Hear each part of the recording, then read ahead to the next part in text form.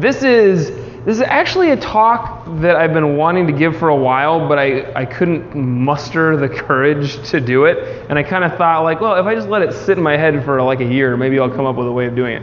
But then I came in today and I had to very quickly write a newsletter and a blog, and I was like, well, this is the only thing I've been thinking about. So here we go. I gave a disclaimer at the beginning of the blog, and the disclaimer says, this, and I'll just say it for this talk, just like all the other talks, this is just a product of my experience and my opinion. This is from practicing martial arts and, you know, my spiritual studies. This is not the truth. I don't even believe in truth, really, but this is just what I'm saying, and it works for me. So don't be offended by it.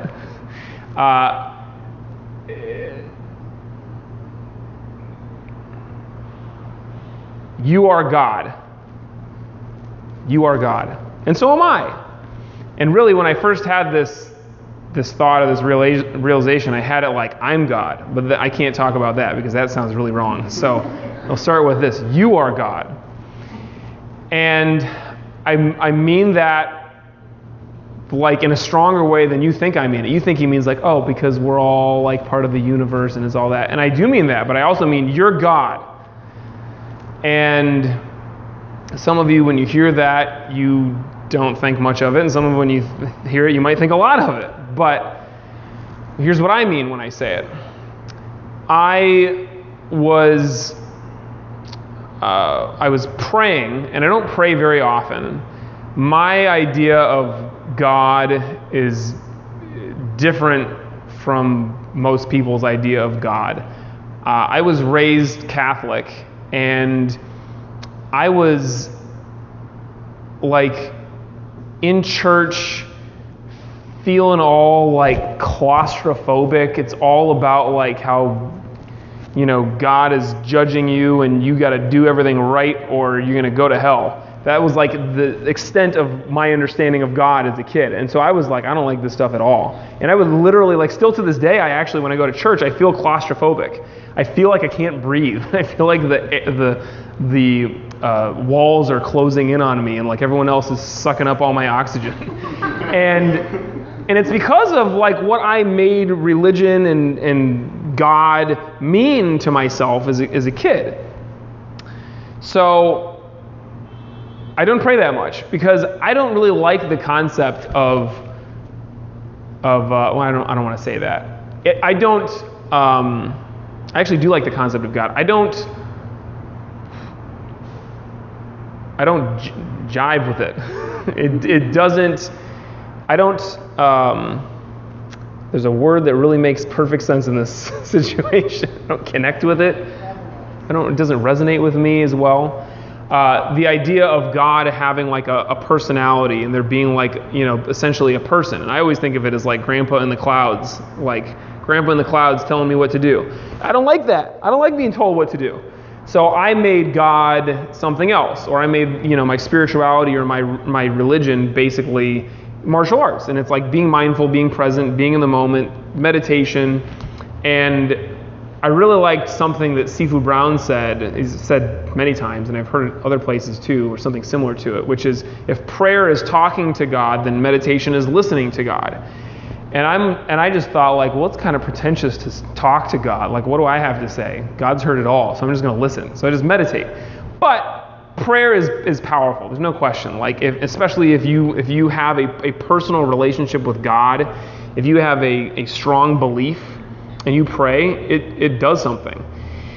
And so I go back and forth. Sometimes I go years without praying, and sometimes I'm like, I just feel like praying right now. And if I'm in church, I'll pray. I don't go to church very often. But I was praying. And I had this thought like, what am I praying to? Like, who am I praying to? I don't really believe in this person who I'm praying to in the way that most people do. If you pray to somebody, it's like, I don't think there's a person there listening to me. I believe in the universe. I believe in, you know, a cosmic intelligence, or that there's something else out there. I don't think that we are it. You know, that's ridiculous. But I don't necessarily think that it's like there's somebody there listening to me in the way that I'm talking, and that they care. which sounds really rough, but like, anyways, I'm kind of digressing. The point is, I was praying and I thought to myself, who's listening to this right now? I am. And one of the reasons that I believe prayer is so powerful and works so much is it's kind of like an affirmation. It's like a very powerful, strong affirmation, because if you believe very strongly in God and you have a personal relationship with them, it's like you're talking to somebody. It's like you're talking to somebody who is all powerful, and somebody who is really cares and is going to make stuff happen. And so I was thinking, well, if I'm not praying to that, I'm praying to something. I'm praying to something that's all powerful and something that is listening and something that really cares. And I just had this experience of, I'm praying to myself. I'm praying to a part of me that is higher. And then I had this thought, this experience of, well, that's really what God is to me. And I don't mean like there is no God out there, because I don't know. I mean to me, and on some level to everybody, that's what God is. It's our higher self. It's that part of us that like we want to be, or that part of us that is right and pure, or is all powerful. And then I thought, like, well, it really is true. I'm God. Like, I'm the God of my own life, at the very least. If I'm waiting for somebody else to come in and, do God stuff to my life, then I'm kind of, wasting an opportunity. I should be doing God stuff to my life. I should be, like, I'm the one who's in charge.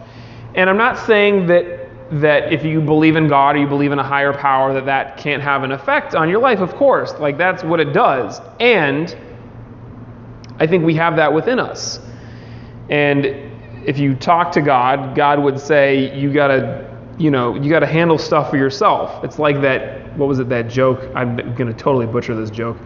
But this guy gets stranded in the middle of the ocean, and he's on an island, or he's on a raft or whatever.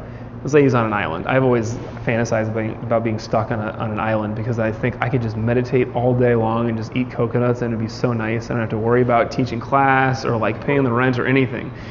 So I'm on an island. It's not me. It's some other guy.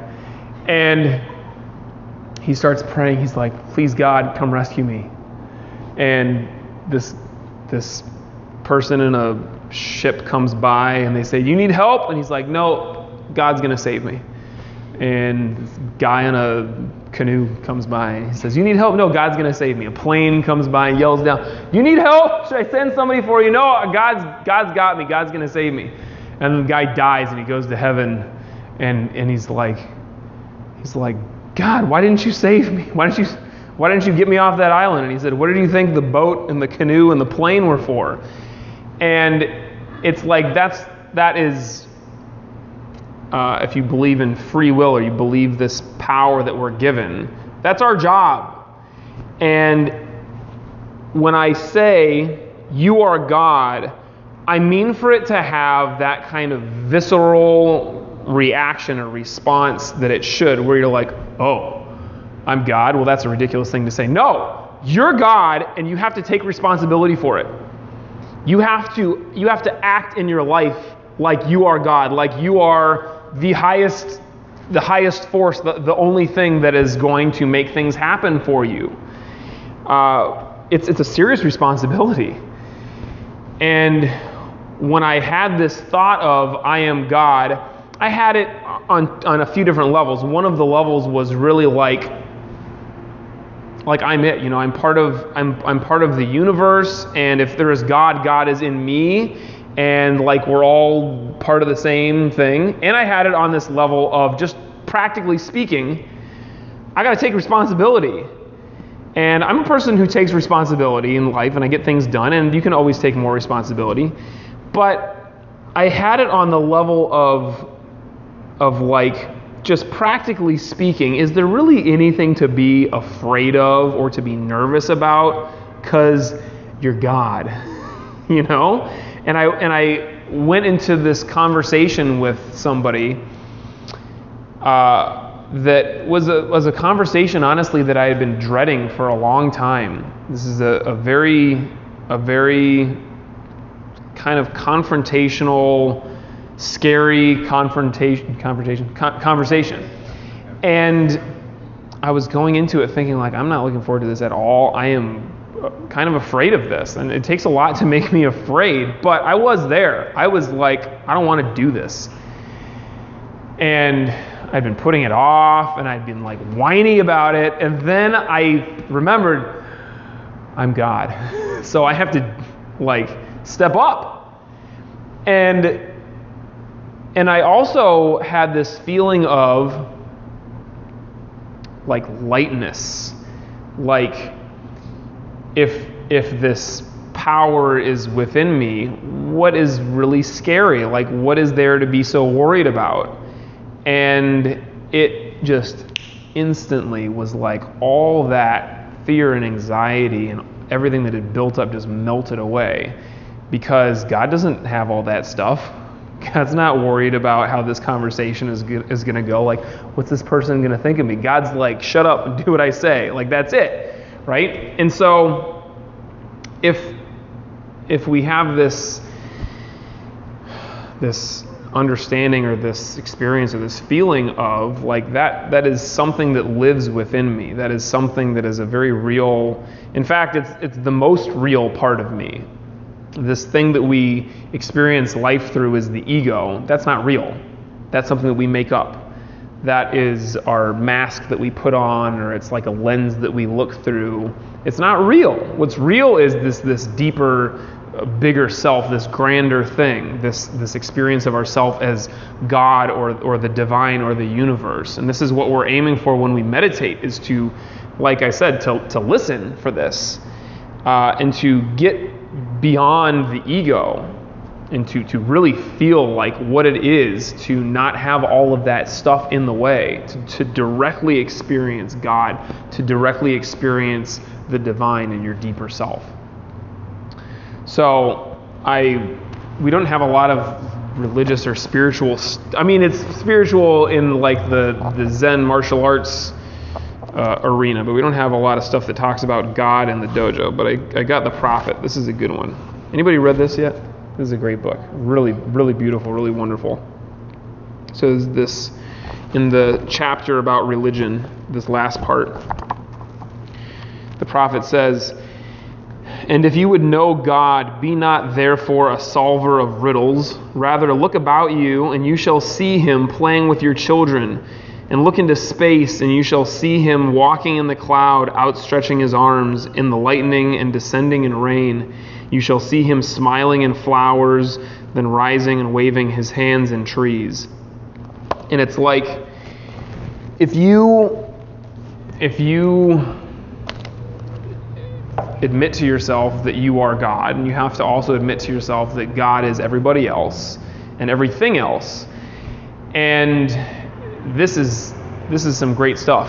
If you can see God in everything, then it's a fundamentally different experience of life.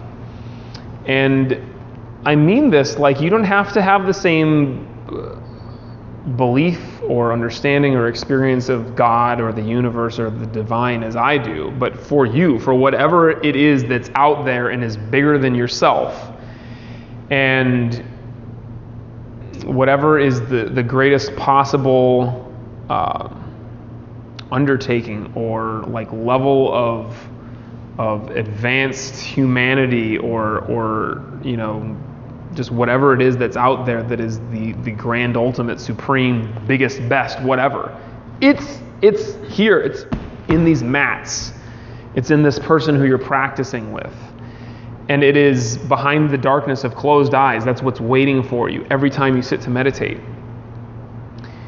And it's so often something that we think of, it's like, I got to go find this outside of me, and whether it's happiness or whether it's, you know, finding a relationship or getting your new car or whatever it is, the next job, the promotion. It's like all of that we're seeking, it is really just at its best a reflection of what's already within us. And when we can find it in everything that we look at, and every person that we talk to, and in every breath, then we really got something. So that's what we're going to do. It's a little bit of a short talk because I don't know what else to say. We're going to meditate. And when you do, you're going to go into meditation today with the understanding that meditation doesn't have to be this hard thing. Meditation, in fact, is incredibly simple and easy because you're God. You're just going to sit there and close your eyes and find yourself. And you're just going to let all of that small self melt away. Let all of those anxieties and whatever you think of yourself as being go. It's not real. Sit comfortably.